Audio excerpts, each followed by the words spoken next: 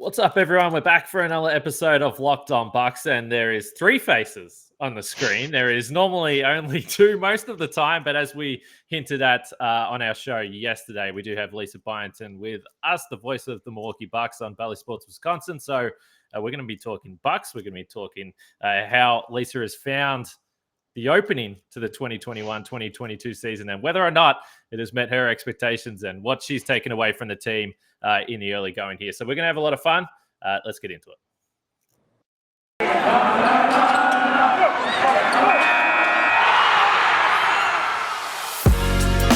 You are Locked On Bucks, your daily Milwaukee Bucks podcast, part of the Locked On Podcast Network, your team every day. Welcome to Locked On Bucks. I'm your host, Kane Pittman. You can find me on this show daily and also see my work over at ESPN. Joining me is the founder of brewhoop.com and longtime voice of the podcast, Frank Madden. But, Frank, you're going to have to wait. Who cares? Who cares that I'm here? Honestly, Kane. Everyone knows who you are. I'm just here. I'm here to hear from Lisa. So look at me. Well, that's exactly right. We have got the fantastic Lisa Byington with us. We touched base, Lisa, when you first got the job, and I said, listen, I apologize, but I am going to be hassling you about coming on the show. You said you would do it, and I'm glad that we got the chance to do it today. And particularly, by the way, coming off a back-to-back, you've given up your time, which to me is ridiculous, but we absolutely appreciate it. You know what? NBA players and coaches bust through the back-to-backs, and so do broadcasters, guys. So I'm happy to be here. And I will say this: when I took the job, there were several people in Milwaukee, and they said, "You got to check out Frank and Kane on the Locked On podcast." So you guys are one of my daily listens, and so it's actually kind of cool to be on here today. Well, I always say that we thank everyone for making Locked On Bucks your first listen of every single day. We didn't set that up. Lisa just did the promo. That's why. And I will say this: she's a pro. She's a pro. The transitions that you make between promos for someone who has to actually read promos during a game, I'm gonna take notes. It's pretty seamless. Yeah, get ready. They're coming. They are coming. Don't worry. We'll be talking about Bill Barr in just a little bit here.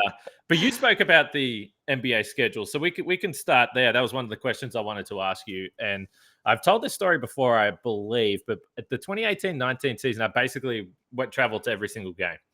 And there was one period where I really went through a stage where I was like, I don't know how these players actually physically do this and get up and actually play a game of basketball. One time I was so tired. It was in the middle of like a 5-game West Coast trip that I was in Utah. We were going to Phoenix. I was supposed to get an Uber to the Utah airport to get on my plane to go to Phoenix. I called an Uber to the Phoenix airport, fell asleep when I got in the Uber. And I don't know what the driver was thinking, that I actually wanted an Uber to Phoenix, but he didn't wake me up. I woke up 45 minutes later and realized that I didn't know where we're going or what. And there was 21 hours until arrival. So I guess my first question for you is, how are you finding the grind so far? Well, first of all, I don't have to worry about Ubers. Well, that's nice. That's number one. Second of all, the NBA travel, because we get to travel with the team. So our travel is a little bit different probably than your travel. And, with all the different sports at different levels that I've covered, I kind of joke with people that just, a few months in, that NBA travel has ruined me for the rest of my life, Right. For me, the ease, everything is planned for you. You don't have to, you joke about the Uber, but we have charter buses waiting for us. The only thing that you have to make sure is that you know what time the buses are leaving, so you're not late. Like, that's the only thing really that you're responsible for. And obviously we have charter flights, and you get to the hotel and there's literally, you don't even have to go and check yourself in. There's literally someone like this who's handing you, your key to get up to your room. So let me get that out of the way, that there's a lot of headaches that are taken care of, obviously, at the NBA level. And but in a more serious note, I think Bud has done a really good job in terms of managing what he understands this team can handle with travel. And he's not going to push a practice or a shoot around on this team or these players if he doesn't feel like he's going to get the ultimate result out of that. I think he gets the most out of some walkthroughs. I think he gets the most out of film watching with these guys. And so I think it's just, it starts there and then it trickles down in terms of just understanding the NBA schedule and what works for these guys and what doesn't. I'd be curious, Lisa, I remember hearing, I think Zach Lowe did a podcast with Iron Eagle like a year or two ago. And I always like hearing these stories of like how broadcasters sort of prepare for games, like what the process is, because we obviously see the couple hours that you're on air having to perform for us live, but we don't see kind of everything that happens from a production standpoint, the legwork, doing your research, all that stuff. So obviously you're in a unique situation because not only do you have to do the day by day, understand the opponent, kind of what's going on with them, but you're also, you're new to the team as of a few months ago.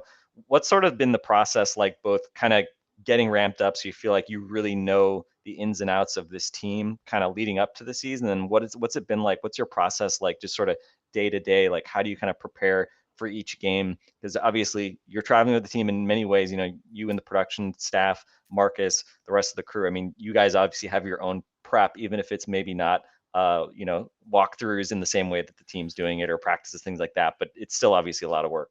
Yeah, no, I appreciate the question, Frank, because I think a lot of people think that broadcasters show up and, we're eating snacks and chips and stuff and sitting on the couch like everybody else does. But there is actually, hours of preparation that goes into it. I think if you start on the Bucks side in terms of the preparation on the Bucks side, the challenge now as we're, 20 plus games into the season is how do you keep things fresh? How do you keep things new? How do you talk about Giannis in 20 different ways that, this fan base hasn't heard before? And I'll say this, Marques Johnson is great at that. We have a production call every game day, and Zora Stevenson's on it, our production staff, the studio, the pregame, postgame, everybody who's involved with that is all on it.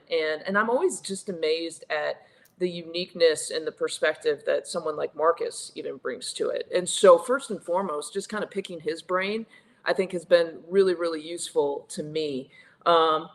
I try to go to as many kind of like shoot arounds and practices that I can, and try to pick up nuggets here and there, whether it's talking to a player or an assistant coach or even Bud when he gives us some opportunities. And so I think that helps on the Bucks side, and just actually listening to podcasts like you. I don't, I'm not trying to pat you guys on the back, but I think it's interesting to hear other. By all means, keep the back patting going. We're good with it. In all honesty, for me, it's valuable, to read the writers who cover the team, to listen to podcasts like Locked On, and just kind of hear different perspectives.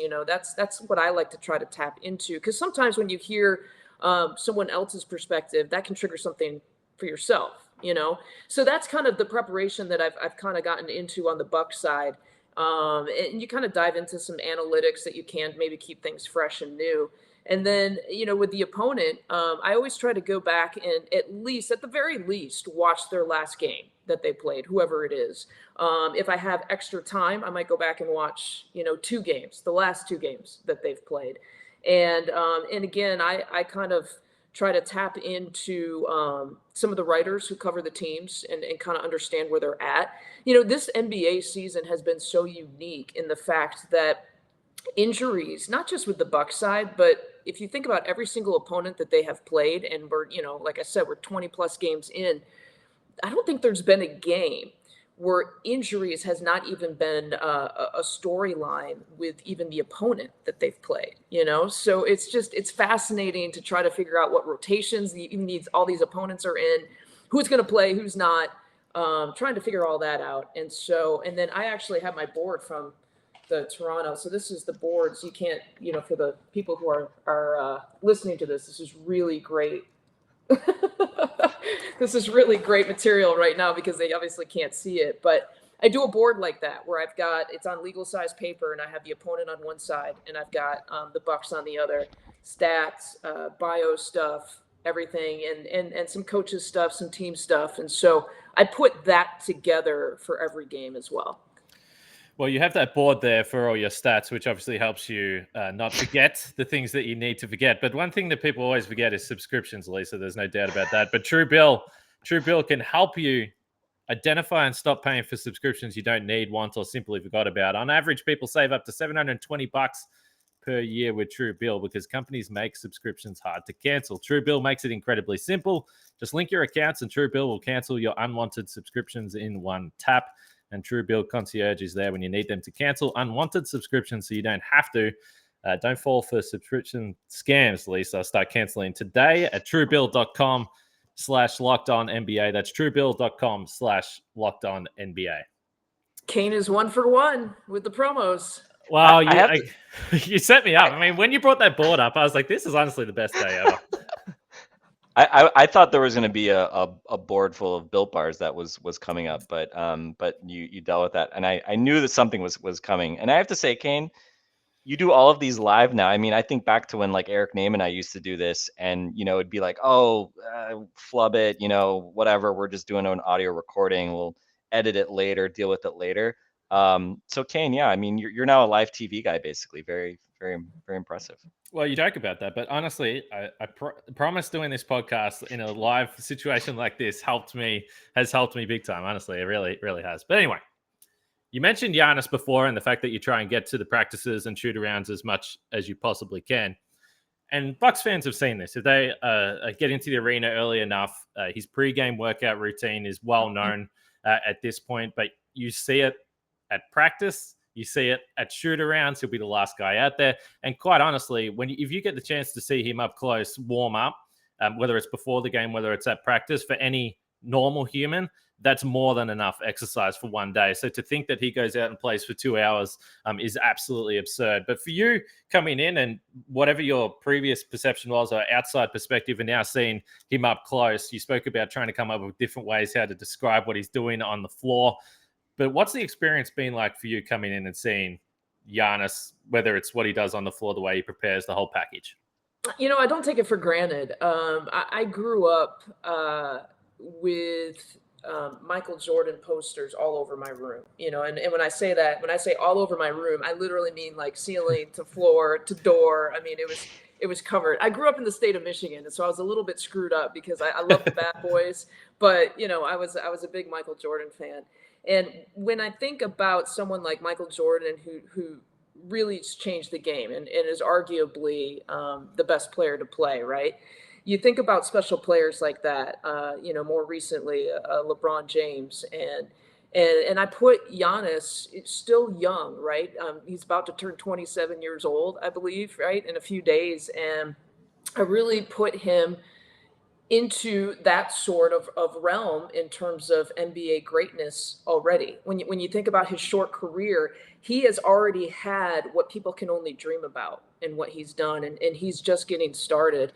And so I went into this job really appreciating the fact that now I can watch up close and personal, day in and day out, a superstar like that. And I really do feel like maybe in 15, 20 years down the line, we're going to look at Giannis Antetokounmpo's career and we're going to say he changed it in this way. He changed the way, a quote unquote, big man can play the game.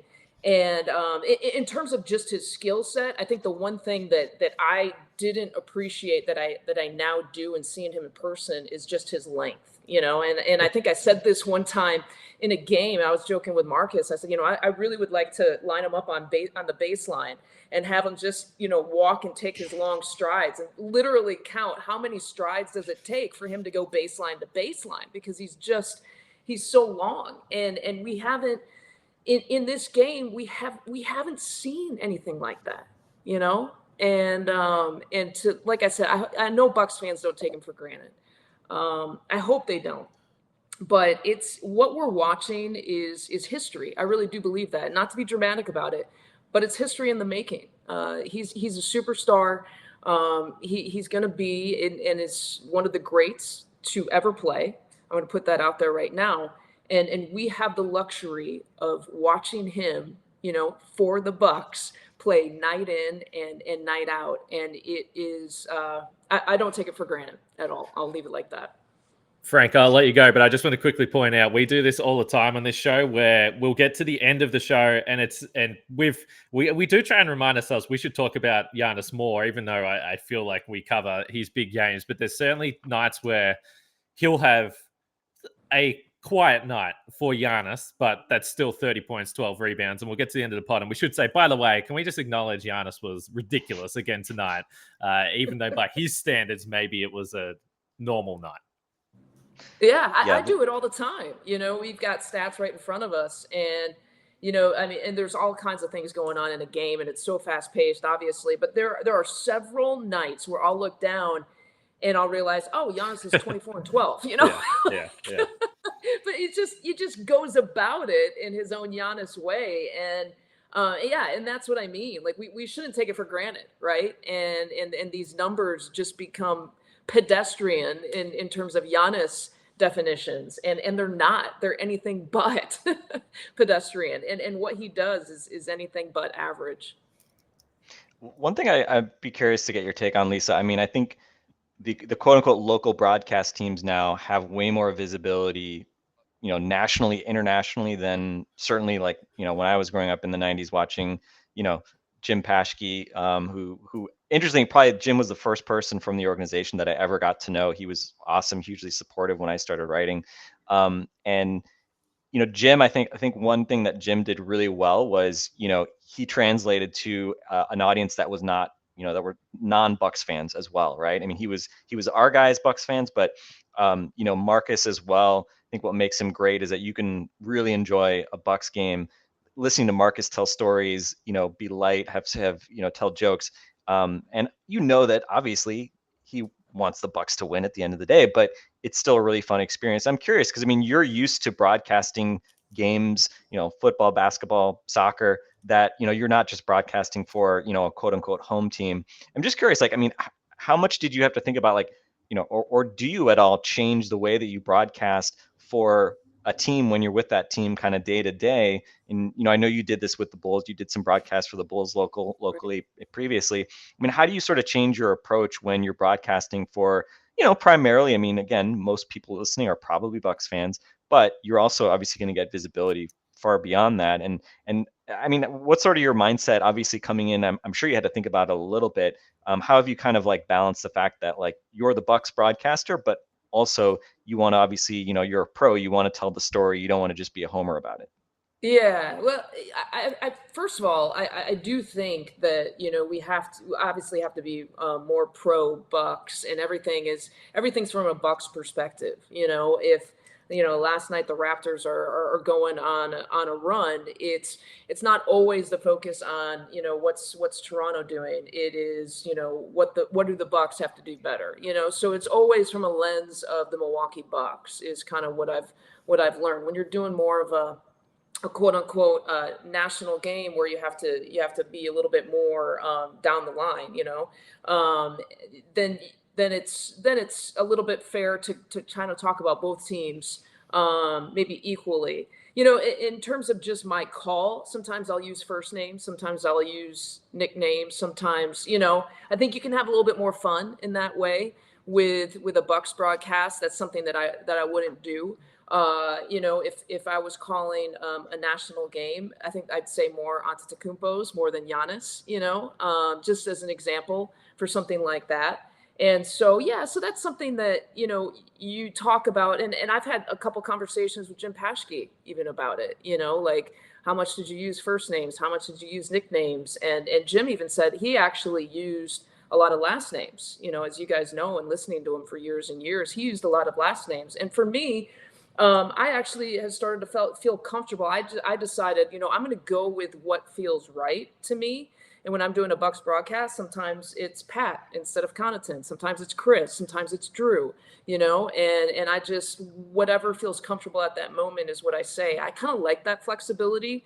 And I'll say this, Frank, when I've been in this business, for so many years, you almost become callous to wins and losses and teams like, I went to school at Northwestern University, and, I would do a Northwestern game and I would never feel the highs or the lows after I did a game, whether Northwestern won or lost, and that's my alma mater. And so this job, when you're part of the media, for me, I was able to separate that emotion. Okay. And so to get this job and to be the Bucks broadcaster, and it's okay, everyone's saying it's okay for you to kind of feel that now, and you can be a fan of the team. I'll say this, it's actually been kind of refreshing to be able to specialize, if you will, on a team day in and day out, and to kind of feel, the highs and the lows. And just recently it was exciting. It was fun to do this 8-game win streak, right? And so that's part of the benefit of sort of being the hometown broadcast, if you will. So Bobby Buckets obviously came around last year, but you have used that one. There's been Connaughton's Corner, I believe. That was the first time I heard that from you. Is there anything else I'm forgetting? I also threw out Patty Smooth. I don't know if that was going to catch on. I heard that. Yes, but I don't know if even Pat likes it or not. Like, Marcus and I just kind of throw things out. Have you considered walking past really good at it, the Amazing Grayson that he throws out? Yes. Giannis is upon us. I think he's thrown out a few times in the last few games. So he's way better at the nickname thing. But it's kind of fun to just kind of toy with things and see what flies, what works, and what doesn't. I was wondering if you just on the plane or on the bus and you walk past Pat, you might just be like, Patty Smooth, and see how he reacts. just test it out. And then, right. See what kind of reaction you get. Well, honestly, I mean, you spoke about coming here and those, I guess that type of chemistry and that type of comfort is built as you go along. But speaking of Built Bar is the best tasting protein bar that's ever been made. It gives you that extra fuel when you need to bust down those mall doors and battle with holiday shoppers. I don't know how you're going to get your holiday shopping done, Lisa, but Built Bar will help you do that. There's no doubt about that. And because it's a season of peace and love, don't bring up your favorite Built Bar flavor at family parties because people get too passionate about it. You'll start fights. So the only way to go about it is you can get a mix box, you get every single flavor, and then you don't have to worry about these arguments at the table. So it's honestly the safest way to do it. That's the only thing I can recommend here over the next few weeks. We've got an offer for you. Just go to built.com, use the promo code LOCKED15, and you'll get 15% off your order. Use promo code LOCKED15 for 15% off at built.com. Lisa, how do you feel about coconut flavored sweet things? Because you're talking to like the team coconut over here. Justin Garcia, our friend, I guess, is anti-coconut, right? Kane, you guys have always this debate when I'm not here. That's really the litmus test here, Lisa, for you is coconut flavored things pro or con? Con. Oh. Do I get kicked off now? This is going to get weird. And Frank, it's going to get weird the rest of the pod. I've asked a lot of questions. I've never in my life gotten asked that. Well, it doesn't mean you get kicked off. We'll finish this episode, but it just means that Justin is going to be petitioning to make sure that he's on the podcast next time you're on, so we can even things up a little bit here. That's all. You mentioned Marcus. I do have to ask you about Marcus. One of the joys for me, honestly, and I mean that, one of the joys for me of being able to come home and not be in the arena, which obviously is a fun experience in itself, but it's being able to watch the broadcast again, which I didn't do for 2-3 seasons, however long it was.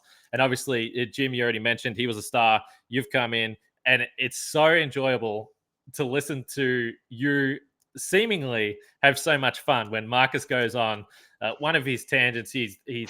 I don't think there's anyone in the world that has more movie references. We'll pull up, because people all the time will bring up old players that, like from the past, from the 80s, from the 70s, but they're NBA players and they're recognizable names.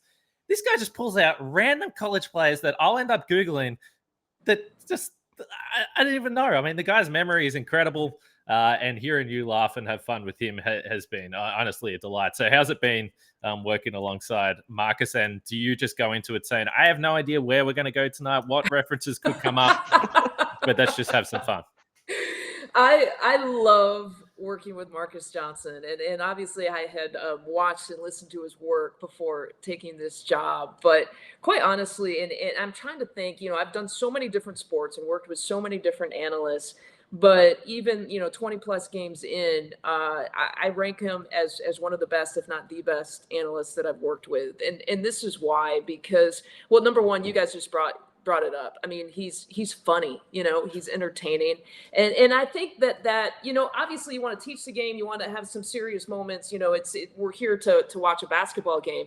But let's think about that too. It's a basketball game and it's sports and it's supposed to be fun. So let's not take ourselves too seriously. And Marques never does that. And he always makes it fun. And I'm with you. I was told that, just be prepared because he's going to throw out these one-liners. And then sometimes I try to like anticipate what his reaction's going to be. And he always just takes it by surprise, like he just pulls out these one-liners, as you mentioned, pulls out, players or phrases or whatever.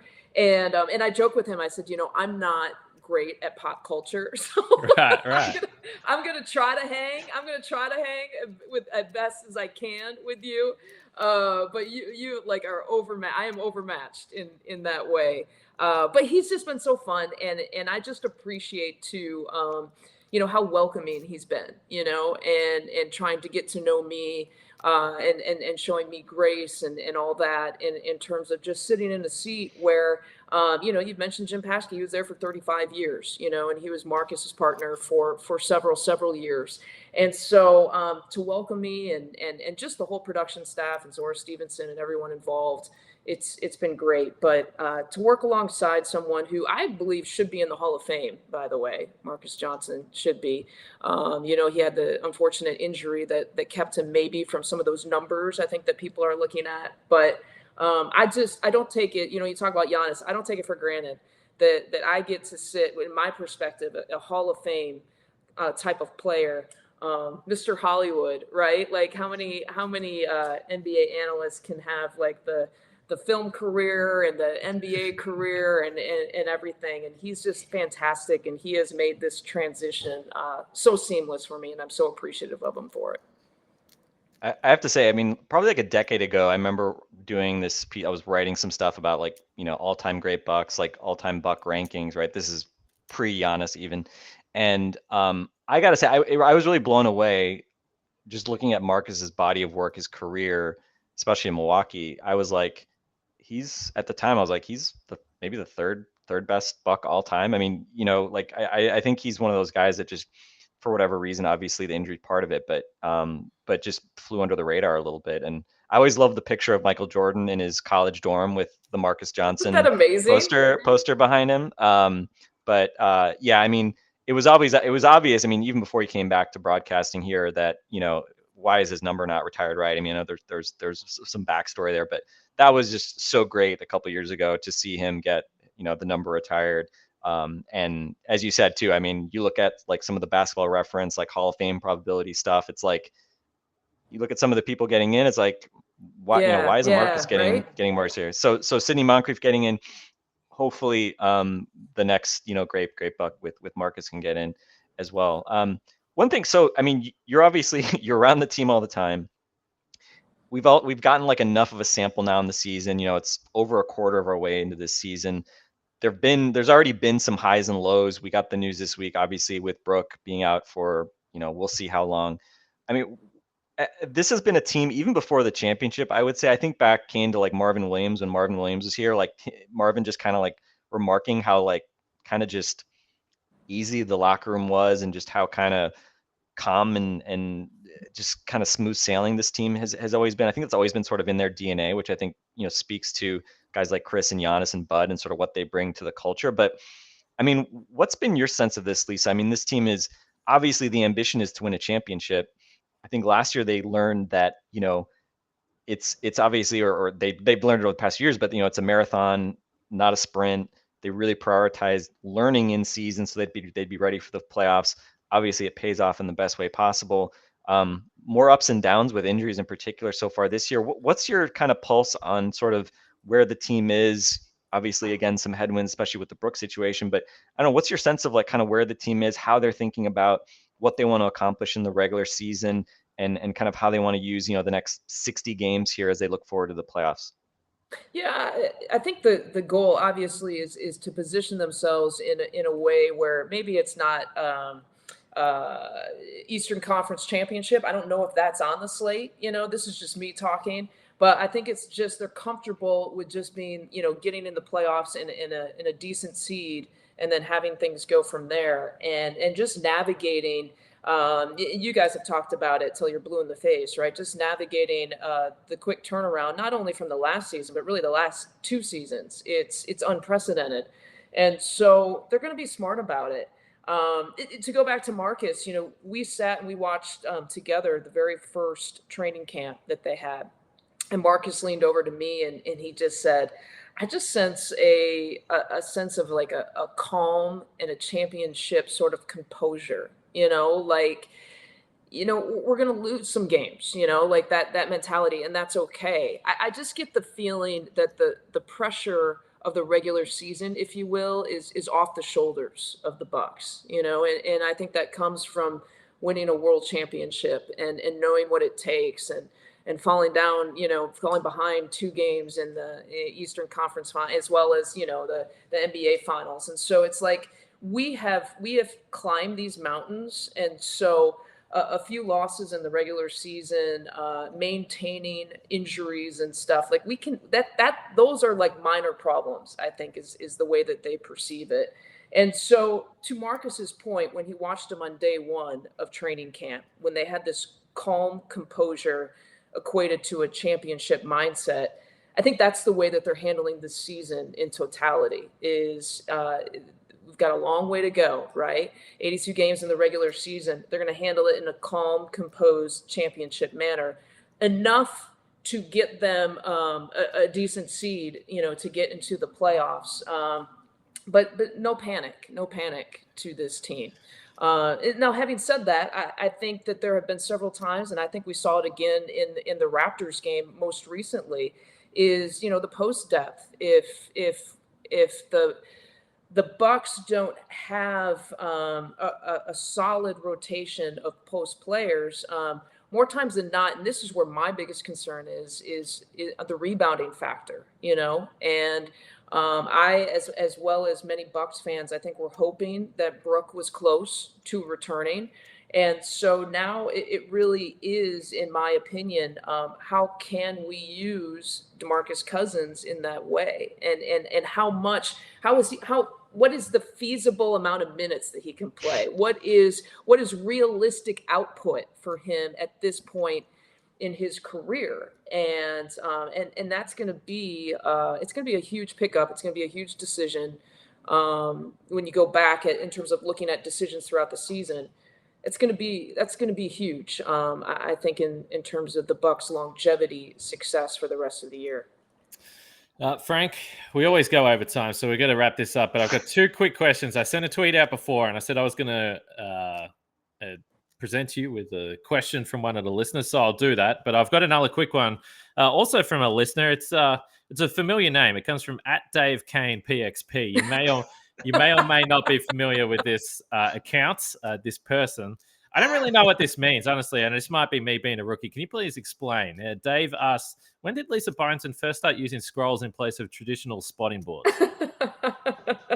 I knew that question was coming. First of all, I love Dave, and it actually has been kind of fun for the both of us. We're both 2 Bucks rookie broadcasters, right? Starting our first year together. So I've really, really enjoyed Dave and interacting with him. And so it's more of an inside joke, but earlier in the podcast, I showed you, these are my boards, and he just makes fun of, like, you see this little thing that's like dangling.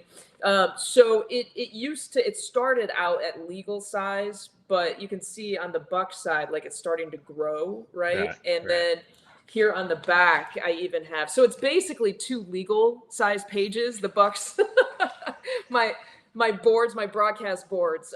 So all the information that I have on the Bucks side, it just keeps growing and growing. So that's kind of what he's referencing. And now he's making a joke that I started out with 1 legal size page, and now it's kind of grown to 2. And he's kind of joking that by like game 55, I'm going to have these scrolls that I use in game. So that's what that's about. Don't listen to Dave.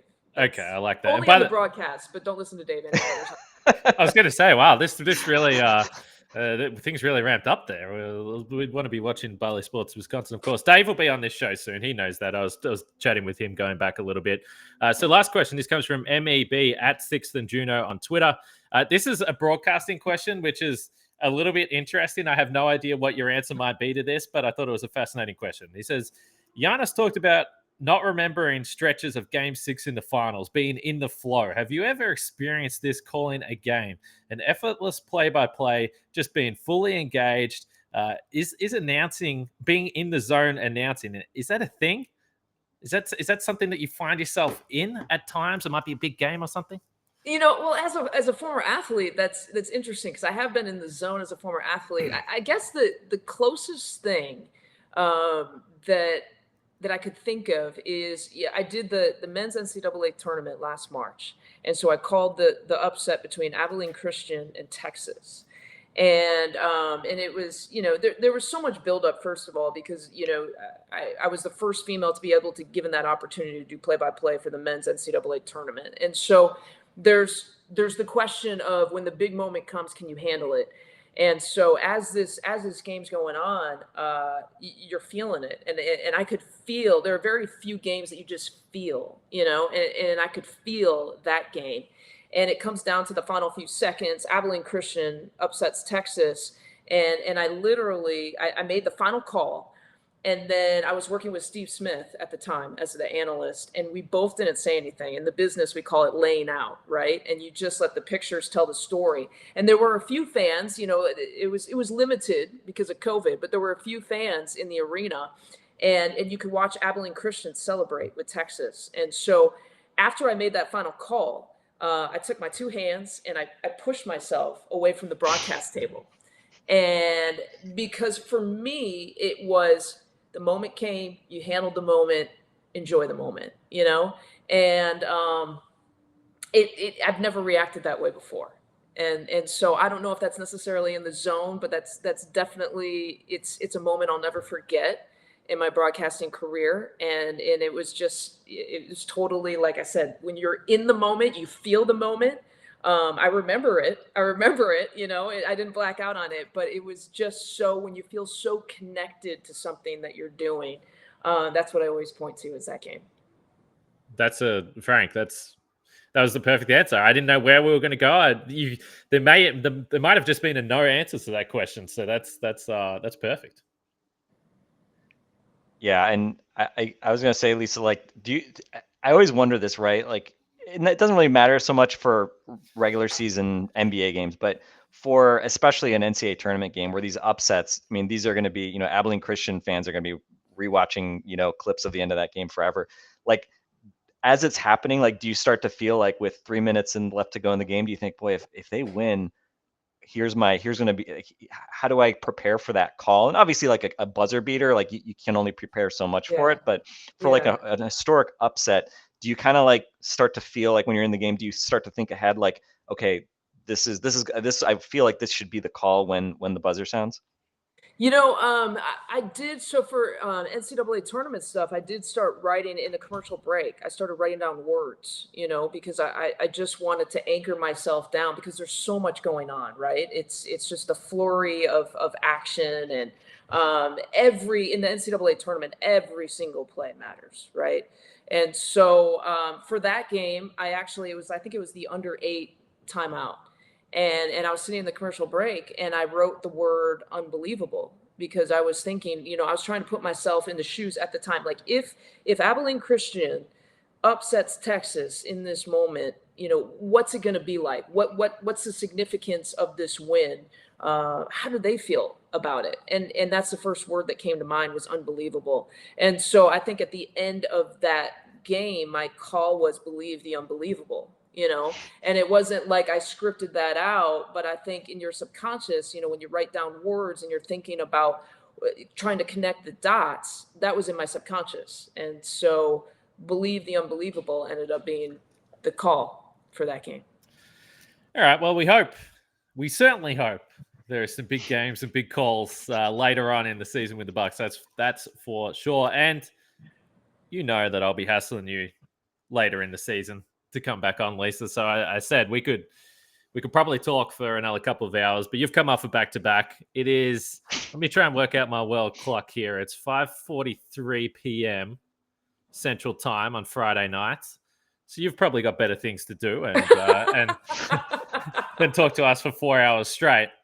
But like I said, I reached out to you as soon as you got the job, not to ask you to come on the podcast, but just to say that, you know, there might be random from a guy in Australia, but we were thrilled that you got the job. And for me, being able to watch these broadcasts, like I said, I wasn't always able to do it. So I was super excited to hear you with Marques and Zora and the great team they got there. And it's been everything I thought it was going to be. I mean, you're a pro. I've heard your work before, but it's honestly a joy to watch you on the broadcast with Marques and watch Bucks games. Well, you know what?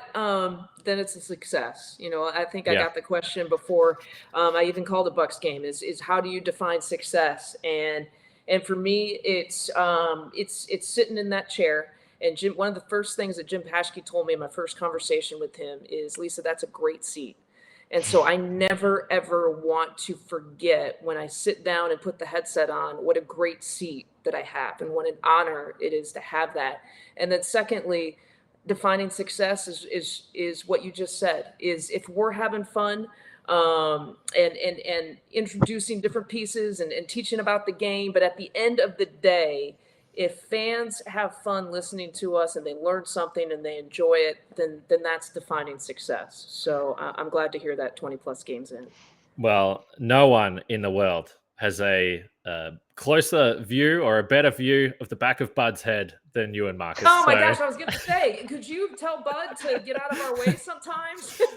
I mean, it's a great view, and I know people will pay a lot of money to have the view that Marques Johnson and I have, but I'm telling you, like, we see this out of Bud's back, you know, more times than not. No, absolutely. And I sat behind the bench going back many years ago before I was doing the media work. And same thing, I realized these seats are so awesome and I can hear what the players are saying and I'm close to everything, but I can't actually see the game. These guys are right in front of me. They're too tall. But anyway, I will keep rambling. So we'll wrap it up there. But Lisa, again, we thank you for taking the time to come on the show. As far as we go with Locked On Bucks, me and Frank are going to record again right now because just before we jumped on this podcast, of course, there was roster news on the weekend. We're going to get into that. Wes Matthews is back.